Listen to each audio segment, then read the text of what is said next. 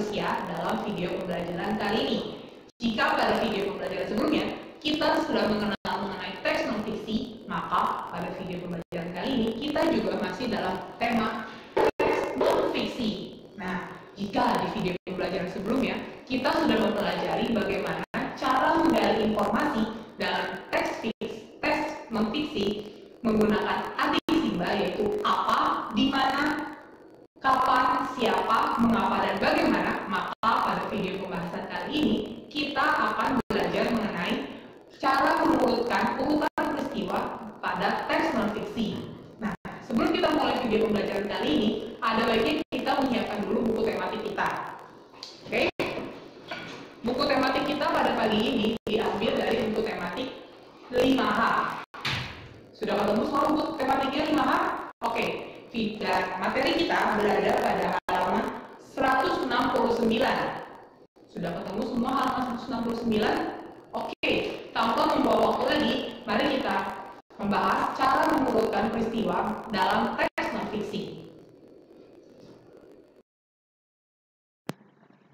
Teks non-fiksi mengurutkan waktu atau peristiwa pada teks narasi sejarah. Mari kita bersama-sama membaca teks non-fiksi. Sejarah kemerdekaan, mengenang peristiwa proklamasi 17 Agustus 1945. Sebelum pembacaan teks proklamasi pada tanggal 17 Agustus 1945, terdapat peristiwa penting yang tidak boleh dilupakan. Peristiwa penting tersebut merupakan perjuangan para tokoh atau pejuang kemerdekaan untuk dapat segera memerdekakan Indonesia. Dimulai pada tanggal 12 Agustus 1945 melalui Marsekal Terauchi di Dalat, Vietnam, mengatakan kepada Soekarno, Hatta, dan Rajiman bahwa pemerintahan Jepang akan segera memberikan kemerdekaan kepada Indonesia. Meskipun demikian, Jepang menginginkan kemerdekaan Indonesia pada tanggal 24 Agustus. 2 hari kemudian, saat Soekarno, Hatta, dan Rajiman kembali ke tanah air dari Dalat, Syahir mendesak agar Soekarno segera memproklamasikan kemerdekaan karena menganggap hasil pertemuan di Dalat sebagai tipu muslihat Jepang.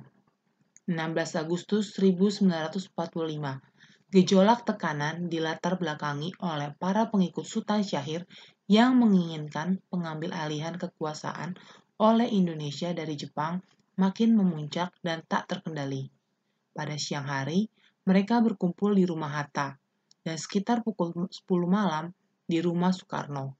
Sekitar 15 pemuda menuntut Soekarno agar segera memproklamasikan kemerdekaan melalui radio, disusul pengambil alihan kekuasaan. Mereka juga menolak rencana PPKI untuk memproklamasikan kemerdekaan pada 16 Agustus. Saya menghadapi pihak pemuda, pemimpin tua dan pemimpinan agama, kata Soekarno ketika berdebat dengan para pemuda yang mendesak kemerdekaan Indonesia segera diumumkan 15 Agustus 1945 silam. Peristiwa Rengas Dengklok. Dari perdebatan dengan para tokoh pemuda, termasuk Chairul Saleh, yang tergabung dalam gerakan bawah tanah, dini hari tanggal 16 Agustus 1945, mereka menculik Soekarno beserta Fatmawati dan Guntur, dan Hatta di Rengas Dengklok, yang kemudian terkenal sebagai peristiwa Rengas Dengklok. Dalam penculikan tersebut bermaksud meyakinkan Soekarno bahwa Jepang telah menyerah dan para pejuang telah siap untuk melawan Jepang. Pertemuan Soekarno-Hatta dengan Jenderal Yamamoto. Malam harinya, Soekarno dan Hatta kembali ke Jakarta untuk bertemu dengan Jenderal Yamamoto, komandan Jepang di Jawa. Dari pertemuan tersebut, Soekarno dan Hatta menjadi yakin bahwa Jepang telah menyerah kepada sekutu dan tidak memiliki wewenang lagi untuk memberikan kemerdekaan.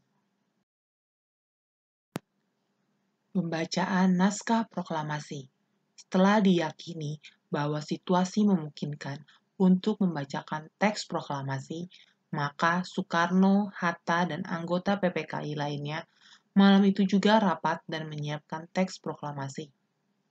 Rapat tersebut di rumah Laksamana Maeda. Soekarno bersama tokoh perjuangan lain menulis naskah proklamasi. Tulisan itu lalu diketik oleh Sayuti Melik. Tepat pada hari Jumat 17 Agustus 1945 Masehi atau 17 Ramadan 1365 Hijriah, pukul 10 pagi 17 Agustus 1945, bertempat di rumah Soekarno, Jalan Pegangsaan Timur nomor 56, Jakarta.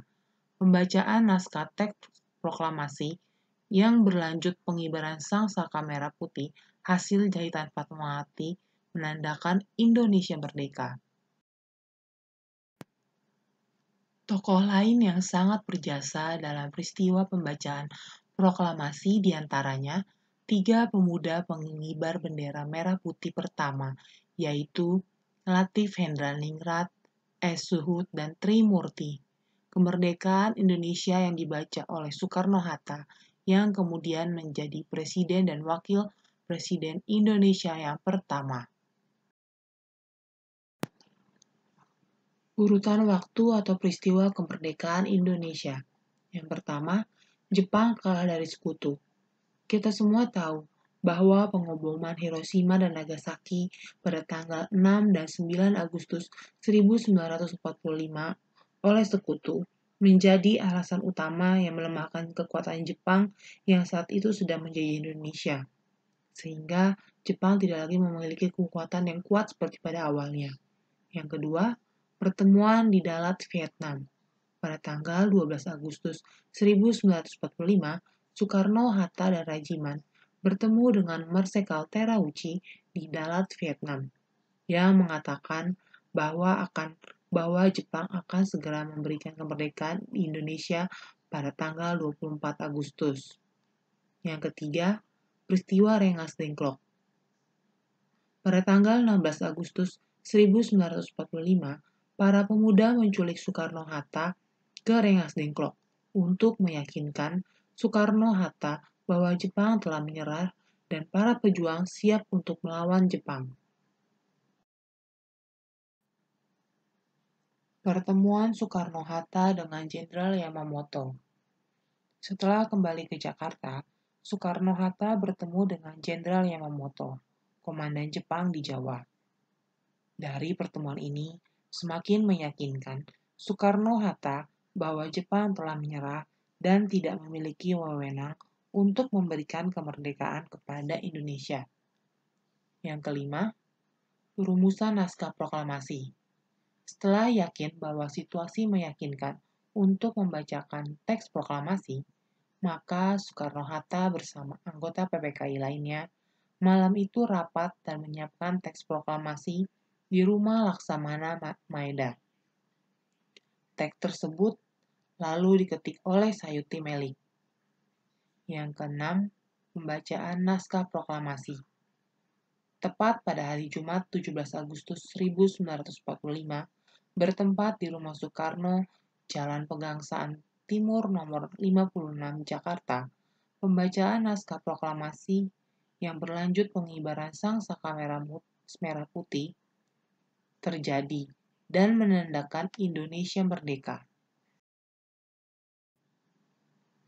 Mengapa urutan waktu atau peristiwa atau periodisasi dalam teks narasi sejarah penting? Urutan waktu atau periodisasi merupakan hal yang sangat penting dalam sejarah.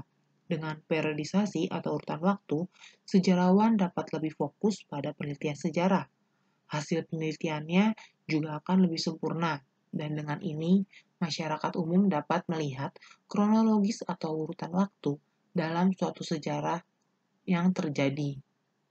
Adapun manfaat urutan waktu atau peristiwa atau periodisasi dalam teks narasi sejarah yang pertama, untuk menyatukan peristiwa atau kejadian yang memang berangkai antara kejadian atau peristiwa sejarah. Dan yang kedua, untuk memudahkan mempelajari peristiwa sejarah. Bagaimana? Kalian semakin mengerti kan cara mengurutkan kejadian atau peristiwa dalam suatu teks non-fiksi. Nah, untuk itu, Miss Patricia akan mengirimkan worksheet melalui email kepada orang tua kalian atau kepada gurita. Nah, Miss harap dengan kalian mengerjakan worksheet yang Miss Patricia berikan, kalian lebih memahami cara-cara mengurutkan peristiwa yang terjadi dalam teks non-fiksi. Oke? Kalau gitu, sampai berjumpa kembali pada video pembelajaran